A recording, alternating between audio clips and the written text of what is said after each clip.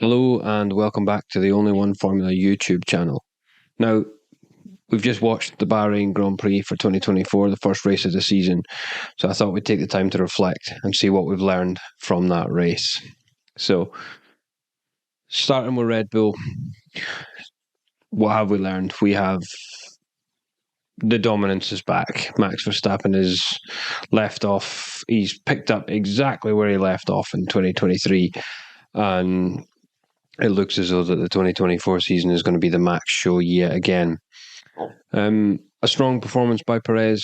He qualified down the order ever so slightly in fifth, and he's moved up to second. So a good day out for Perez. Well behaved, some good moves. He threw the dummy on George, did the switch back. Fantastic work.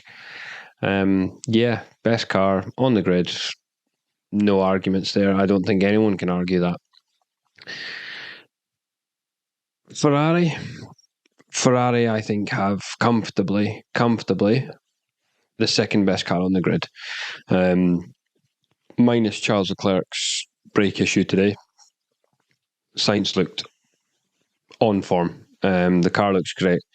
It's certainly not a Red Bull winner, but it's gapped the rest of the field. I think Red Bull's in a league of its own, and I think Ferrari have a comfortable gap to third place in the championship. So I think it's good to see Sainz massively motivated. I think he has to be for his future. It all depends on what he does this year and where he ends up from there on out. So I think it was quite nice to see him sticking it to Leclerc twice. I do like Leclerc, but I don't really necessarily agree with how Sainz has been treated from Ferrari. So I think it's nice to see Sainz giving it his go. So, fair play. Mercedes, I think, are a little lost at the moment. George's issue, I think, with the overheating on the PU, I think that's an easy fix. Just open up some cooling on that.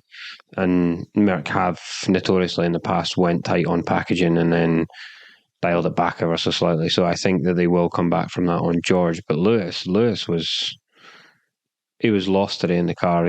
He claimed after qualifying that he'd set up for the race pace, and it just didn't come through today. So pretty disappointing in the Mercedes camp. I think they'll be licking their wounds after this race and head scratching a fair bit. I think they were hoping to be better than what they were. So. But yeah, probably on its day, probably the third fastest car. I think McLaren have the fourth bestest car. Fourth bestest? I think McLaren have the fourth best car on the grid. It was just uneventful for McLaren. They just got into a position where they were happy and just stayed there. They never made any advancements. Oscar Piastri, he did lose out in the end, but Norris, and they got into good positions. They sat there all day long and they scored decent points. It's a fantastic start. Look at where we were 12 months ago for McLaren. I think they would be more than happy with what they did today. It's a strong foundation for them, and I think it puts a gap to the rest of the field for McLaren. So,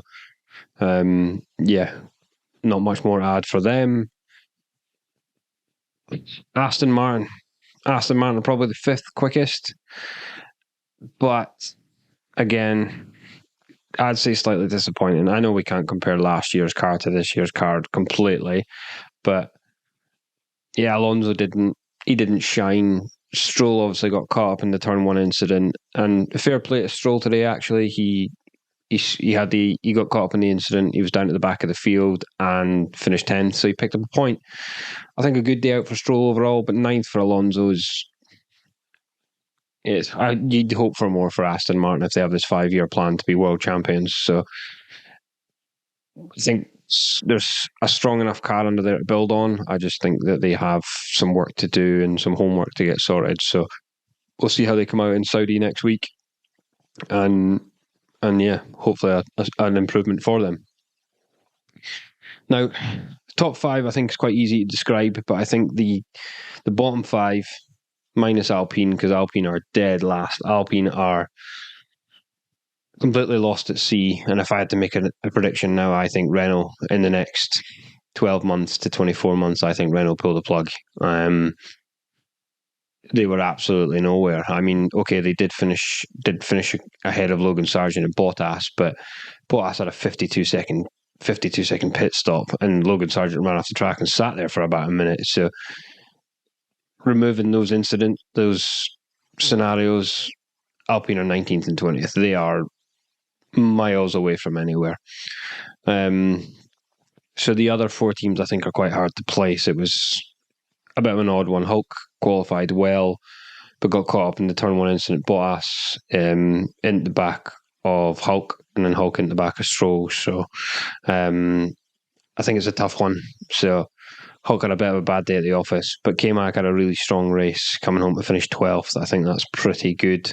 I think Haas's long runs in testing and their long runs in practice and the work that they've done have removed the tyre wear of the car. I think they've massively improved the degradation that car sees. So I think you've got to give Haas all the credit. They deserve that. So I don't know if you...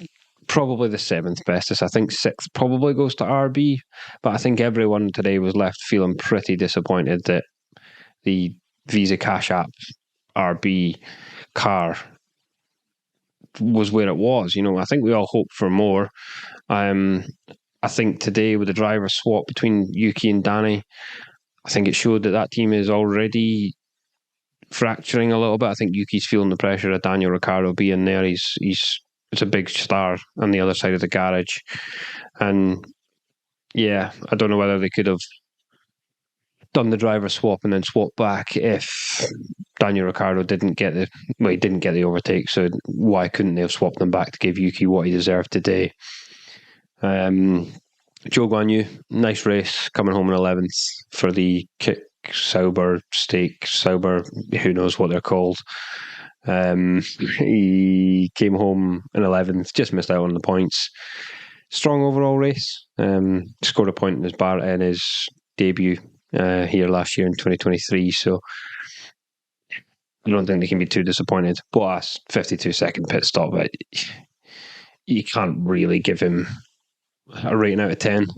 It's ruined his race right there.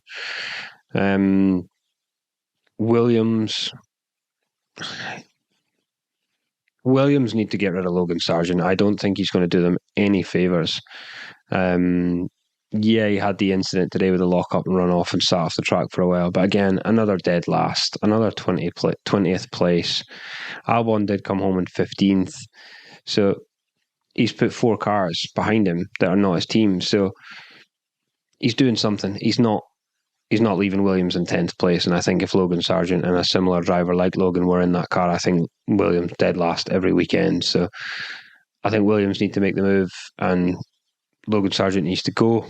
But Alex Albon's brought home 15th. I think the potential there is again for Williams to pick up 1 or 2 points this year on wild scenario races for DNFs or crashes or incidences. So I think Albon picks up a couple of points this year, but Logan Sargent, my place for 20th in the championship all day long. So, but yeah, an overall pretty good race. I think it was nice to be back to watching Formula One again, odd on a Saturday. But George Russell, bit of a slow start off the lights go out, but handled it well. Bit of a bogged down. Perez comes after him, helped out by Leclerc being in Perez's way, and managed to maintain third for George. However, he did a usual George Russell. Later on in the race, starts to see a bit of pressure from Charles Leclerc coming at him. He's too busy driving, watching his mirrors. Locks up, goes off. Charles Leclerc gets him. So, good start for George. I was optimistic for him, thinking that he's sorted some stuff out, but he fluffs it at the end. So, disappointing. I made some notes on the race. It's unreliable, but not particularly quick. I think Merck are struggling. The comments about Lewis's battery concerning for Merck. However, it sounds like he only had a battery charge issue. It wasn't actually a problem with it. I think Red Bull untouchable this year. I think again could be another 99% of the race wins this year. So I think for anyone that's not a Red Bull fan, I think it might be a hard year again. So I think that's about it, to be honest. Yeah, I think nice to be back watching Formula One, but I think there's a lot of improvements to be made across the board, and I think it's going to be a long year for anyone that's not a Red Bull fan.